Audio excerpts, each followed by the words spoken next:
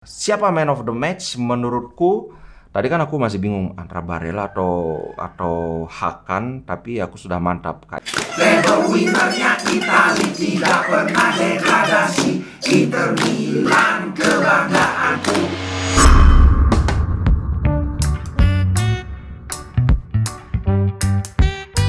Oke, halo Sobat Ngomin, apa kabar? Gila, ini aku maunya tidur nggak jadi demi bikin konten. Sebentar dulu, ini kabelnya biar nggak nyelekit. Oke. Karena sebentar lagi aku mau ke Denpasar, ya udah sekalian aja bikin konten. Hai, akhirnya kita merasakan kemenangan yang aman. Ini sama seperti kemenangan kita lawan Salernitana. Waktu itu kita menang 2-0, tidak ada serangan berarti dari lawan, tidak ada umpan tembakan yang berbahaya, paling satu aja, tapi itu pun kena kakinya si Onana kan. Selain kakinya Onana juga ada Di Marco di sana. Jadi ya menurutku memang tidak ada serangan berbahaya dari Sampdoria. Skornya cukup meyakinkan 3-0, walaupun sebenarnya bisa lebih dari itu, tapi no, we cannot complain with 3-0. Itu skor yang sangat sangat meyakinkan lah. Sebelum aku bahas jalannya pertandingan, ini aku mau bahas beberapa hal yang muncul sebelum pertandingan. Yang pertama soal Aslani. Nah, mungkin kawan-kawan udah pada tahu ya, Sampdoria kan sekarang dipegang oleh Stankovic. Stankovic ini kan legendanya Inter Milan kan. Nah, si Aslani dia bilang gini, I wish I had Dejan Stankovic shot which was perfect. Intinya dia benar-benar dia bilang bahwa dari dulu dia selalu mengikuti pertandingan Inter Milan, dan salah satu pemain tengah yang dia kagumi, yang dia idolakan itu adalah Stankovic. Terutama tembakan jarak jauhnya Stankovic, memang salah satu senjatanya dia yang paling mematikan kan. Wih, kalau Aslani punya tembakan sekelas Stankovic, bahaya Pak. Umur baru 20 tahun, kalau dia bisa mencapai puncak penampilan di umur 22, kita bakalan punya suksesornya Brozovic yang sangat bagus. Bahkan menurutku dengan tipikal permainan Aslani, kalau dia dimainkan di posisi gelandang tengah atau center midfielder, kayaknya dia bisa bagus juga. Apalagi di timnas Albania juga dia mainnya bahkan lebih ke depan lagi, yaitu gelandang serang. Dia kan memang bisa main gelandang bertahan, gelandang tengah, gelandang serang. Dengan formasi yang seperti sekarang, bukan formasi ya, sorry, skema pemain yang seperti sekarang, siapapun, maksudnya nggak mesti Brozo yang ngisi posisi gelandang bertahan itu kayak saklek gitu loh.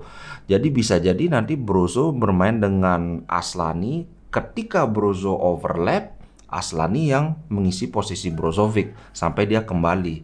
Ini menurutku suatu kemungkinan yang sangat terbuka di kedepannya nanti. Kemudian Stankovic juga, Stankovic ini sama seperti Mourinho, dia mendapat standing ovation dari fans Inter. Ini bahkan ada banner, mungkin kawan-kawan sudah lihat, itu banner tulisannya bahasa Italia tapi artinya yesterday, today, and for always, forever, Dejan is one of us. Ini kalau bahasa Italianya itu ieri, oggi e per sempre, Dejan uno di noi. Sorry kalau aku salah baca ya. Aku nggak, ini jangan Uno di Noi, ya bener, Uno dari Kurva Nord 69, Kurva Nord 69. Memang Inter ini kan Interisti terkenal sangat menghargai legendanya. Inilah salah satu buktinya, walaupun dia datang musuh, pelatihnya musuh, tapi tetap disambut dengan sangat hangat. Nah, kemudian kalau kawan-kawan ada yang mungkin ingin tahu apa sih yang diomongin sama Stankovic di akhir pertandingan itu, kan dia ngomong sama Lukaku, kayak lama itu. Ternyata si Stankovic ini memang di luar lapangan hubungannya baik dengan Lukaku. Itu karena anaknya Stankovic, si Filip Stankovic itu kan main di Inter. Nah, sebelum dia di loan ke kemana nih? Noverdam apa ya? Lupa aku. Pokoknya dia sekarang lagi dipinjamkan si Filip Stankovic. Pas dia masih main di Inter, itu katanya Lukaku yang apa ya? Kayak ngasuh gitu loh. Kalau istilah di bahasa Inggris tuh take him under his wing. Jadi kayak ini aku yang ngelindungi nih, aku yang apa ya mensupport anak ini. Nah, itulah makanya si si Stankovic ini banget dia apa ya sangat baik hubungannya dengan Lukaku ya. Namanya orang tua kan kalau anaknya di take care pasti dia berterima kasih. Itu ternyata yang jadi alasan kenapa kok ngomongnya lama di ini. Kemudian sekarang kita mulai masuk ke pertandingan nih. Barella habis mencetak gol spektakuler itu kan dia berlari ke sisi lapangan terus meluk si Lukaku. Ternyata ini nakal si Barella. Dia ngomong sama Lukaku, tahu apa? First touch itu harusnya kayak gitu kan. Kalau kamu pasti ingat lah, baru aja pertandingannya itu umpan sejauh 60 meter dari Bastoni dan disambut dengan first touch yang luar biasa dari Barella. Second touchnya dia sudah melakukan tembakan yang luar biasa juga. Nah itu selama ini kan legendary itu Lukaku first touchnya jelek banget kan. Dia makanya dia juk juk juk juk lari ya, first touch itu kayak gitu. Tapi dalam nada bercanda ya, bukan kayak kayak yang ngejek jelek gitu, bercanda. Nah, aku sih ngelihat Barella ini mainnya luar biasa. Seperti biasa sih, naik turun kayak dinamo nggak ada habis-habis tenaganya. Dia komentarnya tentang gol itu dia cuma bilang gini, let's say yang lain itu tahu gimana tipikal pergerakan saya, makanya si Bastoni bisa kirim umpan yang luar biasa. Dan memang ini kan salah satu kekuatan Bastoni, umpan panjang yang sangat-sangat bisa apa ya.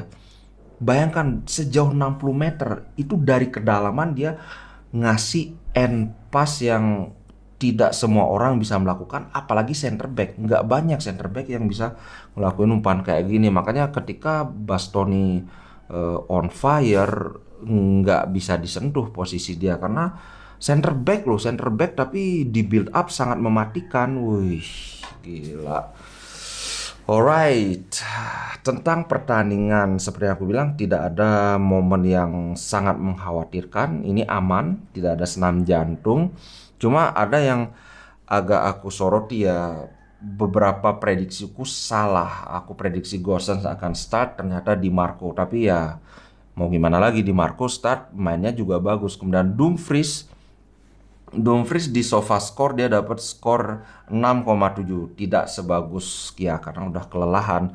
Makanya aku sebenarnya Dumfries istirahat lah, kasih si Belanova atau si Darmian. Ketika dia digantikan oleh Belanova tidak terlalu bagus tapi ya nggak jelek juga menurutku. Cuma mungkin satu kesalahan tadi yang dia dikasih umpan panjang oleh Aslani itu, kalau saja first touch dia itu lempar ke depan bolanya itu bisa dia duel, bahkan mungkin bisa berbuah gol.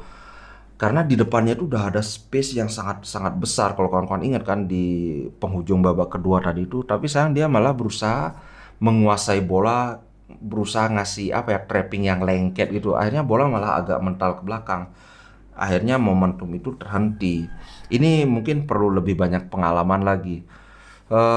Dari trio defender kita tidak ada masalah berarti, semua performanya sangat oke. Stefan de Vrij nilainya paling gede, dia dapat 7,8 kalau di SofaScore. Menurutku ya dia mainnya sangat bersih, sangat tenang. Semakin mendekati prime-nya dia, ingat ketika seperti itu dia adalah defender of the season-nya Serie A. Sempat menurun dari akhir season lalu, di awal season bahkan lebih parah, tapi sekarang pelan-pelan dia mulai kembali. Bastoni 7,4, Skriniar 7,1. Menurutku aku setuju De Vrij dapat nilai paling tinggi, apalagi dia ngegol kan. Top banget lah, semoga De Vrij ini. Tinggal Skriniar yang belum pecah telur. Bastoni juga belum pecah telur ini, tapi kan Bastoni asisnya udah berapa ya? Kalau nggak salah udah 2 apa 3 asis. Kalau ada yang tahu tolong komen ya. Apalagi yang perlu di ini kan, Lautaro juga aku perkirakan Lautaro tidak akan start karena dia sudah selalu jadi starter. Ternyata dia start dan itu baru menit 70 lebih baru diganti. Ya tidak salah sih dia agak kelelahan, tapi ada beberapa momen yang mestinya bisa berbuah gol, cuma ya belum beruntung aja sih. Zeko mainnya agak jelek, 6,4 aku setuju. Ya sama sih, Zeko apalagi ini umur sudah 36, udah aki-aki, kalau dipaksakan nggak bisa. Menurutku tadi itu mestinya yang jadi start oke lah kalau mau memaksakan Lautaro, mestinya Lautaro dengan Korea. Korea masuk, gimana ya? Kalau di sini Korea dikasih nilai 7,6. Kalau aku ngelihat secara umum Korea tidak bagus-bagus amat, tapi tentunya nggak jelek juga. Cuma golnya dia termasuk luar biasa sih. Dia itu giring bola dari depan kotak penalti loh. Lihat lah di replaynya. Dari depan kotak penalti dengan slow dribble khas dia, tidak ada yang bisa mendekati karena ya itu slow dribble itu bisa berbahaya kalau salah tackle terlalu dini, dia bisa lepas umpan ke Lukaku, yang by the way Lukaku melakukan pergerakan yang sangat bagus. Kalau kawan-kawan lihat, dia menyilang Korea, dia ke kiri, Lukaku lari ke kanan. Ini juga sangat membingungkan buat defender lawan. Akhirnya mereka nggak tahu mesti ngapain, ada peluang dia shot dan shotnya luar biasa. Cuma aku kok ngeliat selain dari gol itu, kontribusi Korea kok kurang ya. Gimana menurut kawan-kawan kalau ngelihat penampilan Korea tadi? Kalau Lukaku, aduh Lukaku agak jelek mainnya, dikasih 6,6. Kalau aku kasih 6 aja udah banyak. Ini sorry kalau ada suara musik main, ini ada tetangga kurang ajar, nggak tahu jam segini udah nyetel musik keras-keras Pak. Ini baru jam berapa? 5.46. Tapi kayaknya nggak terlalu keras ya masuk ya. Itu tadi tentang pertandingan Inter. Siapa man of the match? Menurutku, tadi kan aku masih bingung antara Barella atau Hakan, tapi aku sudah mantap. Kayaknya Hakan. Di sini dikasih nilai 8,4. Aku belum lihat kalau dari versi Liga siapa yang man of the match-nya. Kayaknya sih Hakan sih kayaknya. Kalau kawan-kawan tadi ada yang ngomong kalau aku sih Barella bang. Iya, kalau Barella sih oke. Tadi ada yang ngomong Bastoni ya kalau nggak salah. Bastoni apa Barella? Sorry aku lupa. Kalau aku antara Hakan atau Barella, apalagi Barella ada gol, jadi kalau misalnya ada yang milih Barella, menurutku sangat beralasan. Itu untuk pertandingan tadi.